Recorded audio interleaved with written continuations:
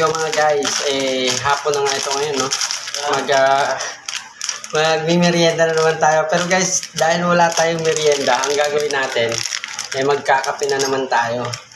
So, tingnan nyo naman yung ingredient ng ating kape mga guys, para tayo ay siguradong healthy. Alam nyo ba mga guys, ito relate lang to mga guys, no?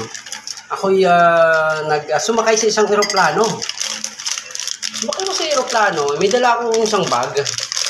Ngayon, medyo mabigat. Sabi sa akin ng stewardess, guys, ano ba yan, sir? Graba ba yan? Ayun, sabi ko, ano po ito, mga damit po ito. Pansinin nyo mga guys, may dala akong bag, mabigat. Pagkatapos, maitim yung aking kulay. So, yun yung sinabi ng stewardess.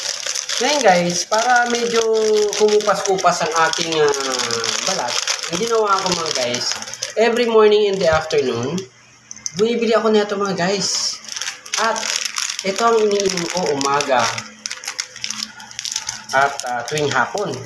Ayan, talagang daily routine ko na ito mga guys, no? Ayan, so dalawa ang ating titimplahin ngayon. Ayan. Para kasama na ito guys ang ano ko wala akong pambili ng merienda. So, nakita nyo naman, dalawa. At meron pa tayong pandagdag. Ayan. Para dilat na dilat ang ating mata sa tuwing tayo magdadrive.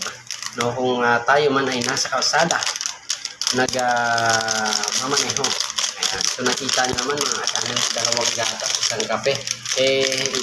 Tingnan na natin kung gaano katingkad ang ating paningin along the way. So mga guys, kapag nag-inom ako ng kape, pag uminom ako ng kape, merong gatas, no? Yan yung aking balat ay medyo kumukupas. At the same time mga guys, ito naman, kapag uminom ako nito, parang tinukuran ng aking mata ng toothpick. O, tibay na tibay, di ba? O, dilat na dilat ang aking mata sa tuwing ako ay nagmamaneho sa pagpabaybay ng iba't ibang kalsada. Lalagyan natin ng mainit na tubig para, alam nyo ba mga guys, ang aking gamit na mug, parang pitzel.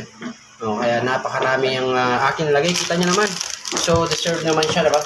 Deserve naman ito na para punuin ko, no, guys. Ayan, nakita nyo naman. Silipin nyo na ang dami ng aking tinimpla. Maraming salamat mga guys sa pag inyong laging panonood sa aking munting palabas, at sana nagkaroon kayo ng idea ng aking iniinom tuwing umaga. Ayan, at hanggang hapon na ito iniinom ko mga guys. Di ba wala akong pagkain mga guys, basta umiinom ako nito. Okay, solve na. Maraming salamat sa panonood. And syempre, mag-ingat tayo sa lahat ng pagkakataon.